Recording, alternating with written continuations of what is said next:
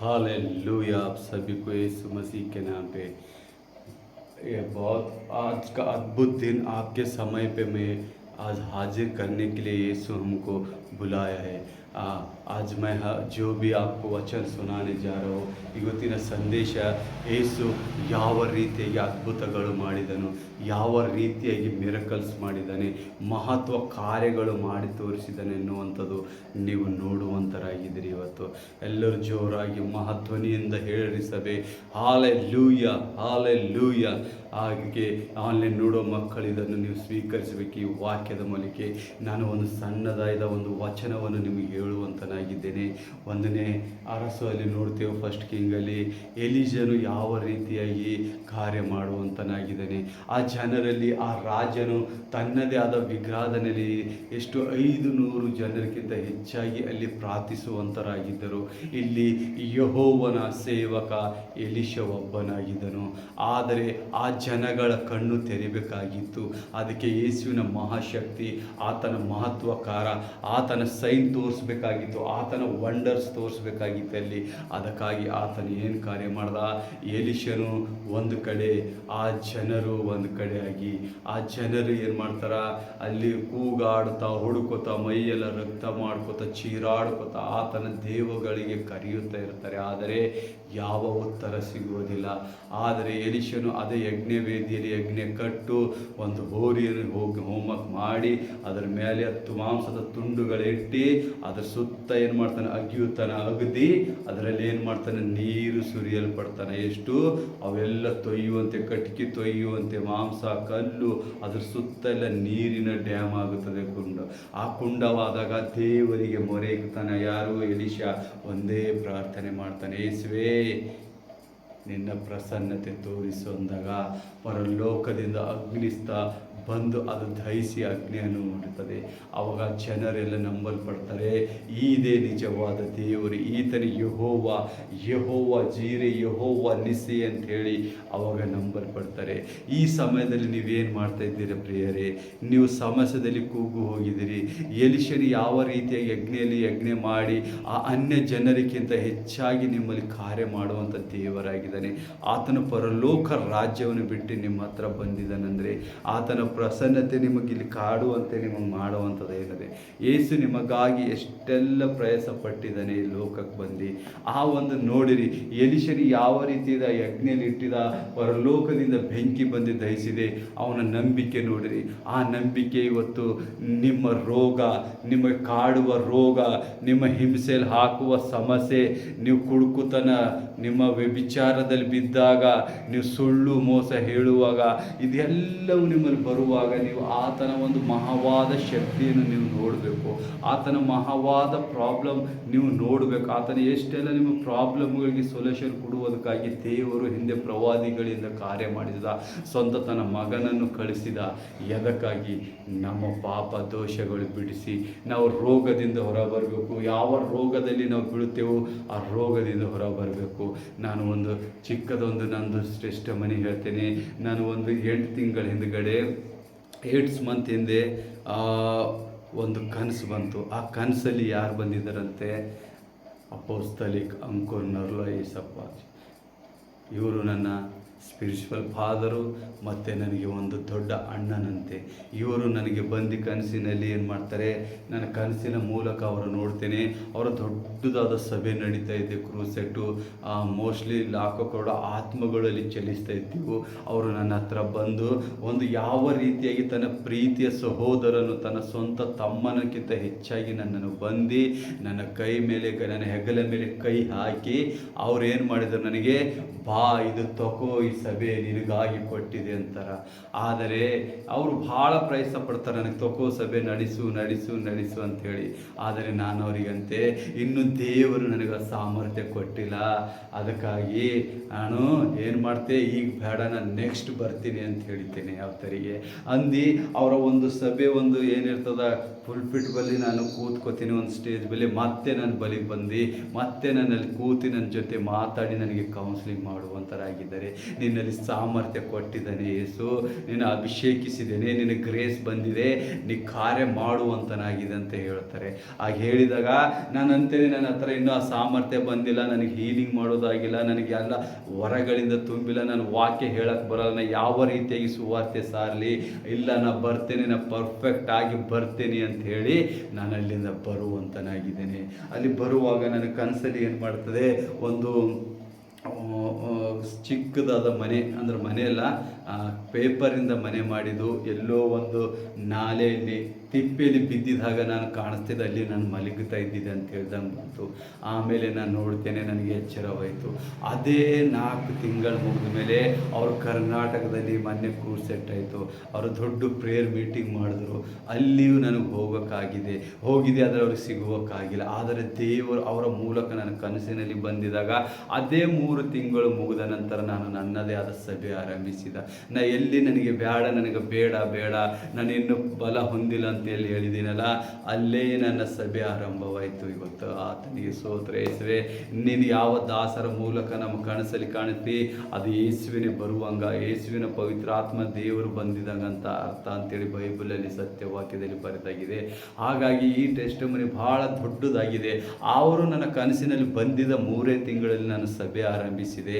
ಆತನ ಕೃಪೆ, ಆತನ ಯೇಸುವಿಗೆ ಸ್ತೋತ್ರ ಹೇಳ್ತೇನೆ. ಆಗ ನಾವು ಯಾವಾಗ ಹೆಚ್ಚಾಗಿ ದೇವರಲ್ಲಿ ಆಸಕ್ತಿಯಾಗಿ ತವಕ ಪಡ್ತೀವಲ್ಲ, ಎಲ್ಲ ರೋಗಗಳು ಬಾಂಧವ್ಯಗಳು ಬಿಚ್ಚಿ ನಿಮ್ಮನ್ನು ಕರೆಯುವಂಥ ದೇವರಾಗಿದ್ದಾನೆ. ಆತನ ಸಮ್ಮುಖದಲ್ಲಿ ನೀವು ಎಷ್ಟೆಲ್ಲ ಕಾರ್ಯ ಮಾಡ್ತೀರಲ್ಲ, ಅಷ್ಟೆಲ್ಲ ನಿಮ್ಮನ್ನು ಉನ್ನತವಾಗಿ ಎಬ್ಬಿಸುವಂಥ ದೇವರಾಗಿದ್ದಾನೆ. ನೀವು ಒಂದು ಮಾತ್ರ ಜ್ಞಾಪಕ ಇಟ್ಕೊಳ್ಳಿರಿ, ನಾವು ಎಲ್ಲಿವರೆಗೆ ದೇವರನ್ನು ತಿರಸ್ಕರಿಸಿ, ನಾವು ಎಲ್ಲಿವರೆಗೆ ದೇವರನ್ನು ಆ ವಿಶ್ವಾಸಿಗಳಾಗಿ ತೋರಿಸ್ತೀವಲ್ಲ, ಅಲ್ಲಿವರೆಗೆ ನಮ್ಮ ಸಮಸ್ಯೆಗೆ ಯಾರು ಬಿಡುಗಡೆ ಕೊಡುವಂಥರಿಲ್ಲ, ನಿಮ್ಮ ನೋವಿಗೆ ಯಾರು ಮುಟ್ಟುವಂಥರಿಲ್ಲ, ನಿಮ್ಮ ಹೃದಯದಲ್ಲಿ ನೋವಿಗೆ ಯಾರು ಸಮಾಧಾನ ಹೇಳುವರಿಲ್ಲ, ನಿಮ್ಮ ಕಳವಳ ಹೃದಯದಲ್ಲಿ ಯಾರು ನಿಮ್ಮನ್ನು ಹೊಸದಾದ ಬೀಜ ಬಿತ್ತುವಂಥರಿಲ್ಲ. ನೀವು ಯೇಸುವಿನ ಸಮ್ಮುಖದಲ್ಲಿ ಬಂದಾಗ ಮಾತ್ರ ನಿಮಗೆ ಬಿಡುಗಡೆ ಆಗುತ್ತದೆ. ನೀವು ರೋಗದಲ್ಲಿದ್ದೀರಾ, ಚಿಂತೆಯಲ್ಲಿದ್ದೀರಾ, ಡಿಪ್ರೆಷನಲ್ಲಿದ್ದೀರಾ, ನೀವು ಯಾವುದೇ ಒಂದು ಸಮಸ್ಯೆದಲ್ಲಿದ್ದೀರಾ, ಯೇಸುವಿಗೆ ಮಾತ್ರ ನೀವು ಸಲ್ಲಿಸಬೇಕಾದ ಗೌರವ ಸಲ್ಲಿಸಿ ಆತನಲ್ಲಿ ನಂಬಿಕೆ ಇಟ್ಟಾಗ ಮಾತ್ರ ನಿಮ್ಮನ್ನು ಬಿಡುಗಡೆ ಮಾಡುವಂಥ ದೇವರು ನಿಮ್ಮ ಕಾರ್ಯ ಮಾಡ್ತಾನೆ. ನಾವು ಎಷ್ಟು ನೋಡ್ತೇವೆ, ಎಷ್ಟು ಕಾರ್ಯಗಳವ ದೇವರು. ಆ ವಿಧವೆ ಮನೆಗೆ ಎಲಿಸಾ ಹೋದಾಗ ಅವಳಲ್ಲಿ ಊಟಕ್ಕೂ ಗತಿ ಇರಲ್ಲ. ಅವಳು ಹೇಳ್ತಾಳೆ, ಈ ಊಟ ಒಂದು ಮುಟ್ಟಿ ಹಿಟ್ಟಿದೆ, ಇದು ನಾನು ನನ್ನ ಮಗ ತಿಂದು ಸಾಯ್ಬೇಕಾತು ಹೊರತು ನಮ್ಮ ಹತ್ರ ಏನು ಇಲ್ಲ ಅಂದಾಗ ಎಲಿಸಾ ಏನು ಹೇಳ್ತಾನ, ಮಾಡಮ್ಮ, ಅದು ಎಷ್ಟದು ಒಂದೇ ರೊಟ್ಟಿ ಸುಟ್ಟಿ ನನಗೆ ಕೊಡು ಅಂತ ಹೇಳ್ತಾನ. ಆದರೆ ಕಳವಳ ಪಡಲಳು, ಆ ಹೆಣ್ಮಗಳು ವಿಧವೆ ಆಗಿರ್ತಾಳ, ಒಬ್ಬನೇ ಮಗನಾಗಿರ್ತಾನ. ಆದರೆ ಅವಳು ಏನು ಮಾಡ್ತಾಳ, ಆ ರೊಟ್ಟಿಯನ್ನು ಸುಟ್ಟಿ ಆತನಿಗೆ ಕೊಡ್ತಾಳ. ಅವಾಗ ಎಲಿಷಾ ತಿಂದಿದ ನಂತರ ಆಶೀರ್ವಾದ ಕೊಡ್ತಾನೆ. ಆ ಆಶೀರ್ವಾದದಿಂದ ಆಕೆ ಭರಣಿಯಲ್ಲಿದ್ದ ಹಿಟ್ಟು ಕಡಿಮೆ ಆಗಿಲ್ಲ, ಎಣ್ಣೆ ಕಡಿಮೆ ಆಗಿಲ್ಲ. ಎಷ್ಟೋ ದಿವಸ ಅವರು ತಿಂದು ತೃಪ್ತರಾಗಿದ್ದರು. ದೇವರು ಕೊಟ್ಟಿದಾಗ ನಿನಗೆ ಹಿಡಿಲಕ್ಕಾಗದ. ಇದೇ ರೀತಿಯಾಗಿ ನಾವು ಎಲಿಷನ ಕತೆ ಒಂದು ನೋಡೋರಂತ ಇದೆ. ಎಲಿಷನ ಏನು ಮಾಡ್ತಾನೆ, ಒಂದು ಮನೆಗೆ ಹೋಗ್ತಾನೆ, ಒಬ್ಬ ವಿಧವೆ ಮನೆಯಲ್ಲಿ ಆ ಮಕ್ಕಳಿರ್ತಾರೆ, ಇಬ್ಬರ ತಕ್ಕಿಗೆ. ಆ ಮಕ್ಕಳಿದ್ದಾಗ ಅವಳು ಸಾಲದ ಬಾಧೆಯಲ್ಲಿ ಬೀಳ್ತಾಳೆ. ಈ ಆ ಸಾಲದ ಬಾಧೆಯಲ್ಲಿ ಬಿದ್ದಾಗ ಅವಳಿಗೆ ಏನು ಮಾಡ್ತಾನೆ, ಬಂದು ಸಾಲಗಾರ ಯಾರು ಕೊಟ್ಟಿದ್ದಲ್ಲ ಅವನು ಬಂದು ಆ ಮನೆಯಲ್ಲಿದ್ದ ಎಲ್ಲ ಸಾಮಾನುಗಳನ್ನು ಹೊರಗೆ ಚೆಲ್ಲುವಂತನಾಗಿರ್ತಾನೆ, ಆಕೆ ಹಿಂಸಿಸುವಂತನಾಗಿರ್ತಾನೆ.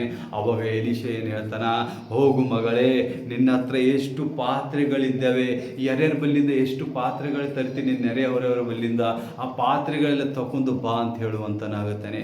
ಅವಾಗ ಅವಳು ಓಡಿ ಹೋಗಿತಾನೆ, ಇಬ್ಬರ ಮಕ್ಕಳು ಹೋಗಿ ಬೇಕಾದಷ್ಟು ಪಾತ್ರೆಗಳನ್ನು ತಂದು ತುಂಬಿರ್ತಾನೆ. ಯಾವಾಗ ಎಲಿಷನು ಪ್ರಾರ್ಥಿಸಿದಾಗ ಅವೆಲ್ಲವೂ ಎಣ್ಣೆಗಳಿಂದ ತುಂಬಲ್ಪಟ್ಟಿತ್ತು. ಹಲ್ಲೆಲೂಯಾ. ಇವತ್ತು ನೀವು ಯಾವ ಸಮಸ್ಯೆಯಲ್ಲಿದ್ದೀರಿ, ನಿಮಗೆ ಯಾವ ಸಮಸ್ಯೆ, ಸಾಲ ಕಾಡ್ತಿದೆಯಾ, ಯಾವ ಸಾಲದಿಂದ ಡಿಪ್ರೆಷನ್ ಆಗ್ತಾ ಇದ್ದೀರಾ, ದುಡಿಮೆ ಇಲ್ಲದ ಡಿಪ್ರೆಷನ್ ಆಗ್ತಾ ಇದ್ದೀರಾ, ಇಲ್ಲಿ ಎಲಿಷನು ಮಾಡಿದ ಕಾರ್ಯ ನಿಮಗೆ ಮಾಡಲ್ಪಡ್ತದೆ. ಯಾವಾಗ ನೀವು ದೇವರಲ್ಲಿ ಭಯಭಕ್ತಿ ಉಳ್ಳಿ ದೇವರಿಗೆ ಸಲ್ಲತಕ್ಕ ಮರ್ಯಾದೆ ಕೊಟ್ಟಾಗ ಮಾತ್ರ ಇವೆಲ್ಲ ಕಾರ್ಯಗಳು ನಿಮ್ಮಲ್ಲಿ ನಡೆಯುವಂತೆ.